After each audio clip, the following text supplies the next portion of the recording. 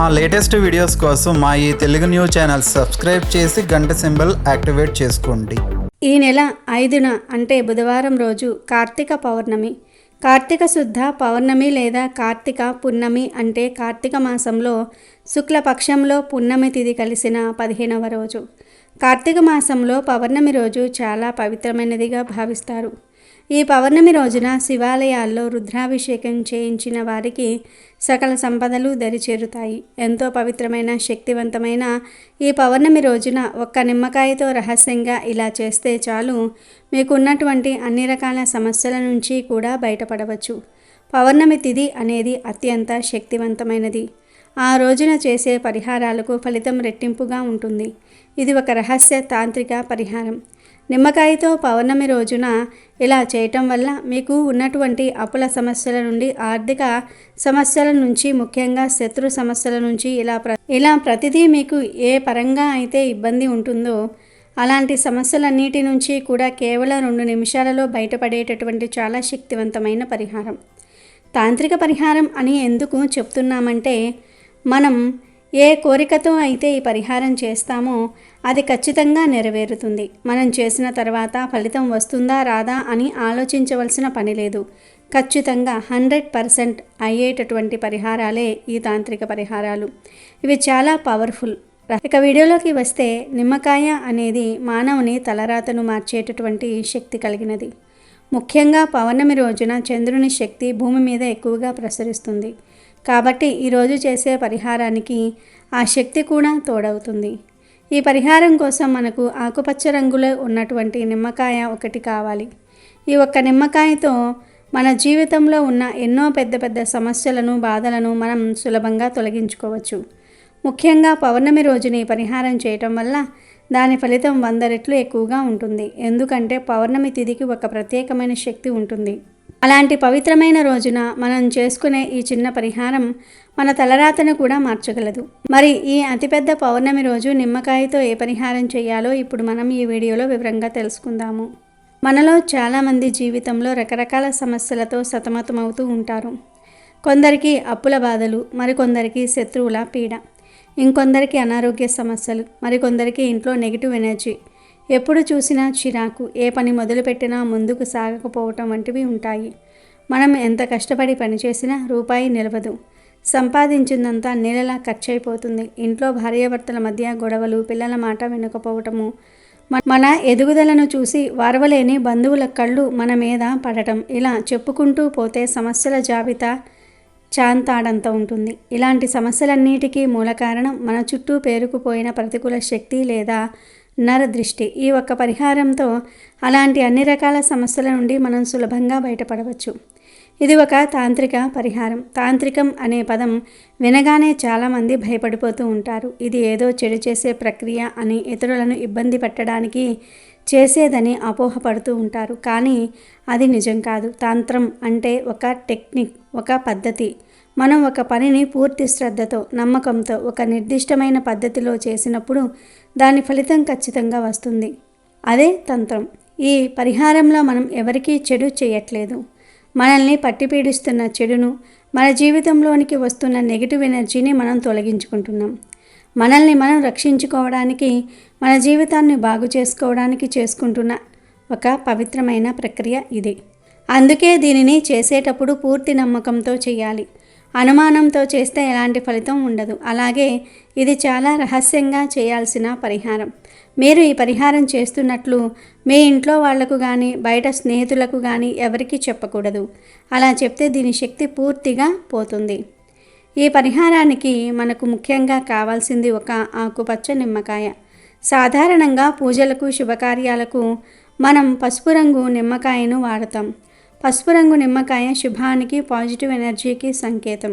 కానీ చెడును, నెగిటివ్ ఎనర్జీని, శత్రువుల పీడను, నరదృష్టిని తొలగించుకోవడానికి పచ్చిగా ఉండే ఆకుపచ్చ నిమ్మకాయ అత్యంత శక్తివంతంగా పనిచేస్తుంది. పండిన పండుతో కంటే పచ్చికాయలో జీవశక్తి, ప్రాణశక్తి ఎక్కువగా ఉంటుంది. అది చెడును తనలోనికి గ్రహించి దానిని నాశనం చేయగల శక్తిని కలిగి ఉంటుంది. కాబట్టి ఈ పరిహారానికి ఖచ్చితంగా బాగా పచ్చిగా, తాజాగా ఉన్న ఆకుపచ్చ నిమ్మకాయను మాత్రమే తీసుకోవాలి. దానితో పాటు ఒక కొత్త ఇనుప మేకు కూడా అవసరం. ఇప్పుడు ఈ పరిహారం ఎలా చేయాలో వివరంగా తెలుసుకుందాం. ఈ పరిహారాన్ని పౌర్ణమి రోజు రాత్రి సరిగ్గా చీకటి పడిన తర్వాత చేయాలి. రాత్రి 7 గంటల నుండి 12 గంటల మధ్య ఎప్పుడైనా చేసుకోవచ్చు. పౌర్ణమి రాత్రి చంద్రుని శక్తి సంపూర్ణంగా ఉంటుంది కాబట్టి ఆ సమయంలో చేసే ఈ పరిహారం చాలా త్వరగా ఫలితాలను ఇస్తుంది. పరిహారం చేసే ముందు శుభ్రంగా స్నానం చేయాలి. ఉతికిన బట్టలు ధరించాలి. నలుపు రంగు దుస్తులు మాత్రం అస్సలు ధరించకూడదు. ఆ రోజు సాధ్యమైనంత వరకు మాంసాహారం తినకుండా సాత్వికమైన ఆహారం తీసుకోవడం చాలా మంచిది. పరిహారం చేసే ముందు మీ దేవుడి మందిరం ముందు ఒక దీపం వెలిగించి మీ ఇష్ట దైవాన్ని, కులదైవాన్ని ప్రార్థించుకోండి. మీ సమస్యలన్నీ తొలగిపోవాలని, మీకు మంచి జరగాలని మనస్ఫూర్తిగా కోరుకోండి. ఆ తర్వాత మీరు తీసుకున్న ఆకుపచ్చ నిమ్మకాయను చేతిలోనికి తీసుకోండి. దానితో పాటు ఒక ఎరుపు రంగు స్కెచ్ పెన్ను లేదా మార్కర్ తీసుకోండి. ఎరుపు రంగు శక్తికి, కోపానికి, శత్రునాశనానికి సంకేతం. మీ సమస్య ఏమిటో స్పష్టంగా ఆ నిమ్మకాయ మీద రాయండి. ఉదాహరణకు మీకు అప్పుల బాధ ఎక్కువగా ఉంటే అప్పులు తీరాలి అని రాయండి. మీకు ఎంత మొత్తం అప్పు ఉందో ఆ సంఖ్యను కూడా రాయవచ్చు. మీకు శత్రువుల పీడ ఎక్కువగా ఉంటే ఆ శత్రువు పేరు రాయండి. ఒకవేళ శత్రువులు ఎవరో మీకు తెలియకపోతే లేదా ఒకరికంటే ఎక్కువ మంది ఉంటే శత్రువు పీడ నశించాలి లేదా శత్రువులు అని రాయండి. మనం వాళ్లకు చెడు జరగాలని కోరుకోవట్లేదు. వాళ్ళ వల్ల మనకు కలుగుతున్న ఇబ్బంది తొలగిపోవాలని మాత్రమే కోరుకుంటున్నాం. ఒకవేళ ఇంట్లో ఎప్పుడూ గొడవలు, అశాంతి ఉంటే గృహశాంతి అని రాయండి. ఏ పని చేసినా కలిసి రాకపోతే కార్యసిద్ధి లేదా పనులలో ఆటంకాలు తొలగాలి అని రాయండి. నరదృష్టి ఎక్కువగా ఉందని మీకు అనిపిస్తే దిష్టి దోషం తొలగాలి అని రాయండి. ఇలా మీ ప్రధాన సమస్య ఏదైతే ఉందో దానిని క్లుప్తంగా, స్పష్టంగా ఆ నిమ్మకాయ మీద పసుపు రంగు స్కెచ్తో రాయండి. రాసిన తర్వాత ఆ నిమ్మకాయను మీ కుడి చేతిలోనికి పట్టుకొని కళ్ళు మూసుకొని మీ సమస్య తీవ్రతను మనస్సులో తలుచుకోండి. ఆ సమస్య వల్ల మీరు ఎంతగా బాధపడుతున్నారో, ఆ బాధ నుండి బయటపడాలని ఎంతగా కోరుకుంటున్నారో ఆ దేవుడికి చెప్పుకోండి. ఈ పౌర్ణమి చంద్రుని సాక్షిగా ఈ నిమ్మకాయలో నా సమస్యను నిక్షిప్తం చేస్తున్నాను. ఈ రోజుతో నా ఈ కష్టం తొలగిపోవాలి. నా శత్రువులు నా నుండి దూరం అవ్వాలి. వారి చెడు దృష్టి నా మీద పడకూడదు. నా అప్పులు తీరే మార్గం చూపించు. నా ఇంట్లో సుఖ సంతోషాలు నెలకొనాలి. నాకు మంచి జరగాలి అని మనస్ఫూర్తిగా పూర్తి ఏకాగ్రతతో సంకల్పం చెప్పుకోండి. సంకల్పం చెప్పుకున్న తర్వాత మీరు సిద్ధంగా ఉంచుకున్న ఇనుప మేకును తీసుకోండి. ఇనుము శని భగవానుడికి సంబంధించిన లోహం. ఇనుముకు చెడు శక్తులను బంధించి నాశనం చేసే శక్తి ఉంటుంది. మీరు ఆ ఇనుప మేకును తీసుకొని నిమ్మకాయ మీద మీరు రాసిన పేరు లేదా సమస్య మీద బలంగా గుచ్చండి. ఆ మేకు నిమ్మకాయకు ఒకవైపు నుండి గుచ్చి రెండో వైపుకు వచ్చేలా లోతుగా దింపాలి. అలా గుచ్చుతున్నప్పుడు మీరు మీ సమస్యను, మీ కష్టాన్ని, మీ శత్రువుల పీడను ఆ మేకుతో నాశనం చేస్తున్నట్లుగా బలంగా భావించాలి. ఆ చర్యతో మీలోని బాధ, ఆవేదన మొత్తం బయటకు వెళ్ళిపోతున్నట్లుగా, మీ సమస్య చిత్రమైపోతున్నట్లుగా ఊహించుకోండి. మేకు గుచ్చినప్పుడు నిమ్మకాయ నుండి రసం బయటకు వస్తే ఆ పేరు చెరిగిపోయినా పర్వాలేదు. దాని గురించి ఆందోళన చెందవద్దు. ఇప్పుడు మేకు గుచ్చిన ఆ నిమ్మకాయను తీసుకుని ఎవరికీ కనిపించకుండా, ఎవరూ చూడకుండా మీ ఇంటి బయటకు వెళ్ళండి. మీ ఇంటి ఆవరణలో ఎవరూ ఎక్కువగా తిరగని ఒక మూల ప్రదేశాన్ని ఎంచుకోండి. లేదా మీ ఇంటికి కొంచెం దూరంలో ఉన్న ఒక నిర్మానుష్య ప్రదేశానికి వెళ్ళండి. అక్కడ ఒక చిన్న గొయ్యి తవ్వండి. ఆ గుంటలో మీరు మేకు గుచ్చిన నిమ్మకాయను పెట్టండి. పెట్టిన తర్వాత మట్టితో ఆ గుంటను పూర్తిగా కప్పివేయండి. ఆ నిమ్మకాయ బయటకు కనిపించకూడదు. దాని మీద ఎవరూ కాలు పెట్టకుండా జాగ్రత్తగా ఉండండి. ఎందుకంటే ఎవరూ తొక్కని ప్రదేశాన్ని ఎంచుకోమని చెప్పటం. అలా నిమ్మకాయను భూమిలో పాతిపెట్టిన తర్వాత వెనక్కి తిరిగి చూడకుండా నేరుగా మీ ఇంట్లోకి వచ్చేయండి. ఇంట్లోకి వచ్చిన తర్వాత కాళ్ళు, చేతులు, ముఖం శుభ్రంగా కడుక్కొని మీ పూజా మందిరంలో దేవుడికి నమస్కారం చేసుకొని మీ పనులలో మీరు నిమగ్నం అవ్వండి. ఈ పరిహారం చేసిన క్షణం నుండి దాని ప్రభావం మొదలవుతుంది. మీరు ఏ సమస్యను అయితే భూమిలో పాతిపెట్టారో ఆ సమస్య నెమ్మదిగా మీ జీవితం నుండి తొలగిపోవటం మీరు గమనిస్తారు. అప్పుల సమస్యలతో బాధపడుతున్న వారికి అప్పులు తీర్చడానికి ఏదో ఒక కొత్త మార్గం కనిపిస్తుంది. రావలసిన డబ్బు చేతికి అందుతుంది లేదా కొత్తగా ఆదాయం వచ్చే అవకాశాలు లభిస్తాయి. శత్రువుల పీడతో ఇబ్బంది పడుతున్న వారికి ఆ శత్రువులు మీ జోలికి రావటం మానేస్తారు. వాళ్ళ సమస్యలతో వాళ్ళు మునిగిపోతారు, లేదా మీకు మిత్రులుగా మారే అవకాశం కూడా ఉంది. వాళ్ళు మీకు హాని చేయాలని చూస్తే ఆ చెడు వారికే తగులుతుంది. నరదృష్టి, నెగిటివ్ ఎనర్జీతో బాధపడే వారికి ఇంట్లో వాతావరణం ప్రశాంతంగా మారుతుంది. పనులలో ఆటంకాలు తొలగిపోయి అన్నీ సవ్యంగా జరగటం మొదలవుతాయి. మానసిక ప్రశాంతత లభిస్తుంది. ఆరోగ్య సమస్యలు ఉన్నవారికి అనారోగ్యం నెమ్మదిగా తగ్గుముఖం పడుతుంది. ఈ పరిహారం యొక్క ఫలితం మీరు చేసిన నమ్మకం మీద, మీ సమస్య యొక్క తీవ్రత మీద ఆధారపడి ఉంటుంది. కొందరికి వెంటనే ఫలితం కనిపిస్తే మరికొందరికి కొన్ని రోజులు లేదా వారాలు పట్టవచ్చు. కానీ ఫలితం మాత్రం ఖచ్చితంగా వస్తుంది. ఒకవేళ మీ సమస్య చాలా పెద్దదిగా, ఎన్నో ఏళ్లుగా మిమ్మల్ని పీడిస్తున్నట్లయితే ఈ పరిహారాన్ని వరుసగా 3 పౌర్ణములకు చేయండి. ఇలా చేయటం వల్ల ఎంతటి పెద్ద సమస్య అయినా సరే తొలగిపోతుంది. గుర్తుంచుకోవాల్సిన ముఖ్యమైన విషయం ఏమిటి అంటే, ఈ పరిహారం గురించి ఎవరితోనూ చర్చించకూడదు. మీరు ఇలాంటిది చేశారని తెలిస్తే దాని శక్తి పోతుంది. పూర్తి నమ్మకంతో గోప్యంగా ఈ పరిహారాన్ని ఆచరించి మీ జీవితంలో ఉన్న సమస్త కష్టాల నుండి, బాధల నుండి విముక్తి పొందండి. ఆ లక్ష్మీదేవి అనుగ్రహం, ఆ భగవంతుని ఆశీస్సులు మీకు ఎల్లప్పుడూ ఉంటాయి. ఈ నెల 5వ తేదీన కార్తీక పౌర్ణమి రాబోతోంది. ఇది కార్తీక మాసంలోనే అత్యంత మహిమాన్వితమైన రోజు. ఈ రోజు అందరూ ఎంతో శ్రద్ధగా 365 వత్తుల దీపాన్ని వెలిగిస్తారు. ఈ దీపం పెడితే సంవత్సరమంతా దీపం పెట్టిన ఫలితం వస్తుందని శాస్త్రాలు చెప్తూ ఉన్నాయి. అయితే ఆడవాళ్ళు ఇలా 365 వత్తులు వెలిగించేటప్పుడు ఒక ప్రత్యేకమైన రంగులో ఉండే చీర కట్టుకుంటే స్వయంగా ఆ పరమేశ్వరుడే మీ ఇంట్లో కోట్ల వర్షం కురిపిస్తాడు. భర్తకు ఆదాయం పెరుగుతుంది, దీర్ఘ సుమంగళి యోగం కలుగుతుందని శాస్త్రాలు చెప్తూ ఉన్నాయి. కార్తీక మాసం మొత్తం హరిహరులకు ప్రీతిపాత్రమైనది. అయినా కార్తీక పౌర్ణమికి ఉన్న ప్రాముఖ్యత మాటల్లో వర్ణించలేనిది. ఈ ఒక్కరోజు చేసే పూజ, వెలిగించే దీపం, చేసే దానం సంవత్సరమంతా చేసిన పుణ్యఫలాన్ని అందిస్తుందని శాస్త్రాలు చెప్తూ ఉన్నాయి. ముఖ్యంగా ఈ రోజున స్త్రీలు 365 వత్తులతో దీపారాధన చేయటం అనేది ఒక అద్భుతమైన సాంప్రదాయం. సంవత్సరం పొడుగునా ఉన్న 365 రోజులకు ప్రత్యేకగా ఆ ఒత్తులను వెలిగించి మన జీవితంలోని చీకట్లను, పాపాలను, కష్టాలను తొలగించి రాబోయే సంవత్సరమంతా వెలుగులు నింపమని ఆ పరమేశ్వరుణ్ణి వేడుకోవటం దీనిలోని అంతరార్థం.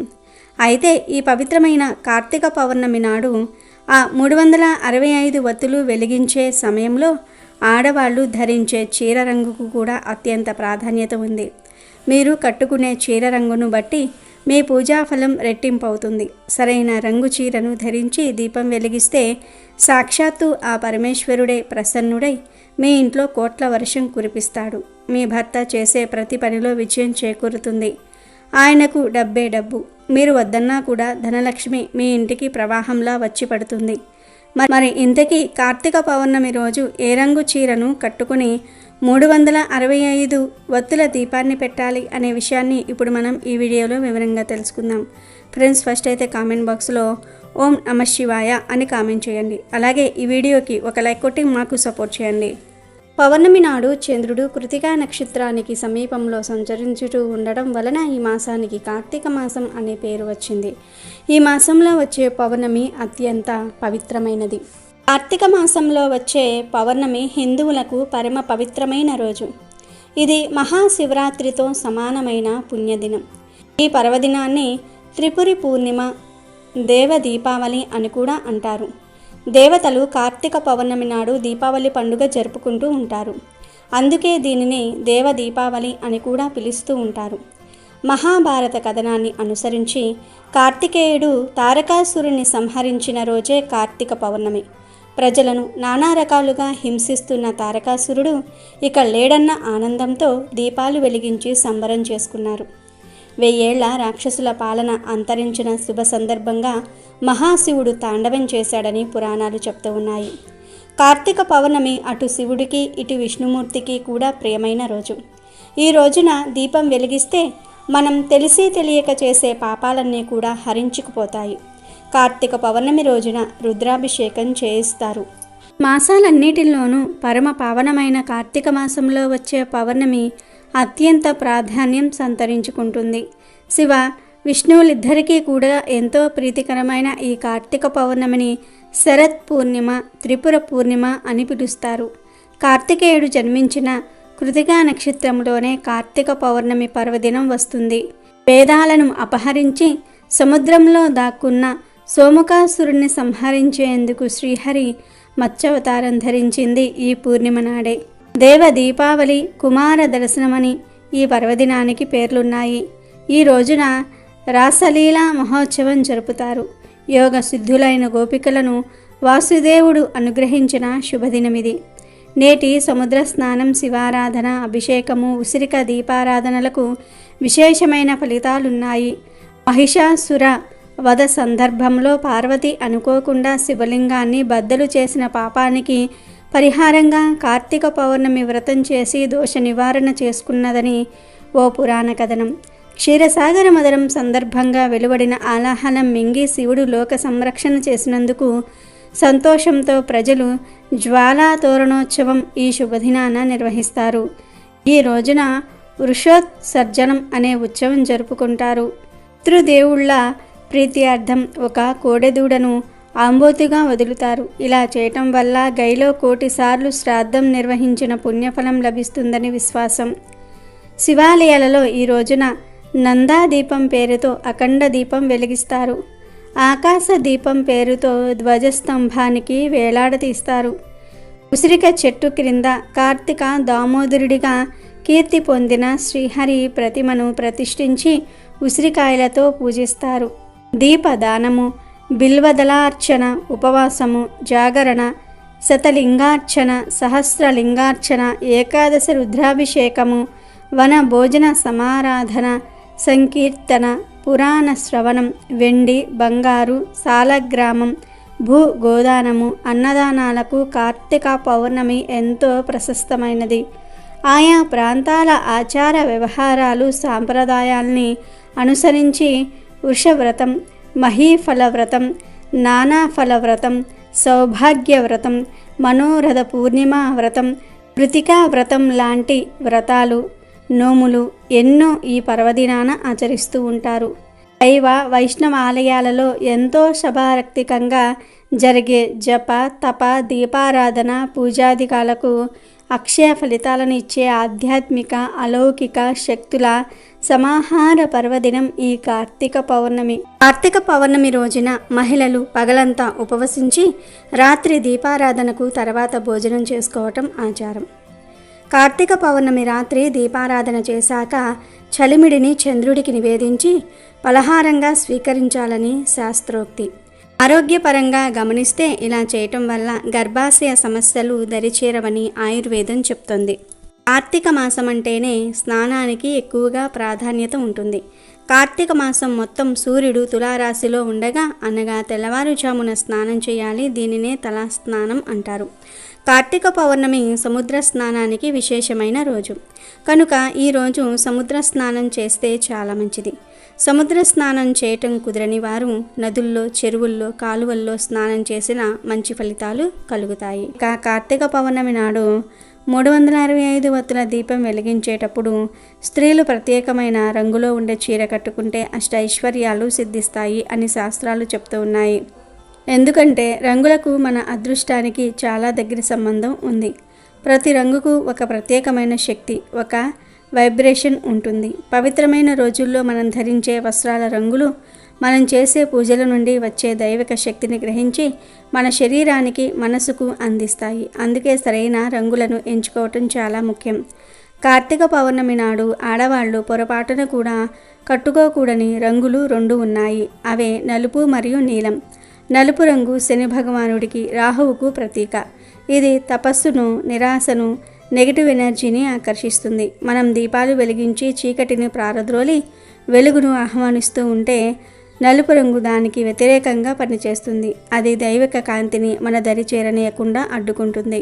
శుభకార్యాలకు, పండుగలకు, పూజలకు నలుపు రంగును ధరించటం మన సాంప్రదాయంలో నిషిద్ధం. కాబట్టి ఎంత ఖరీదైన చీర అయినా, ఎంత ఇష్టమైనది అయినా కార్తీక పౌర్ణమి పూజకు నలుపు రంగు చీరను లేదా నలుపు రంగు అంచు ఉన్న చీరను కూడా కట్టుకోకండి.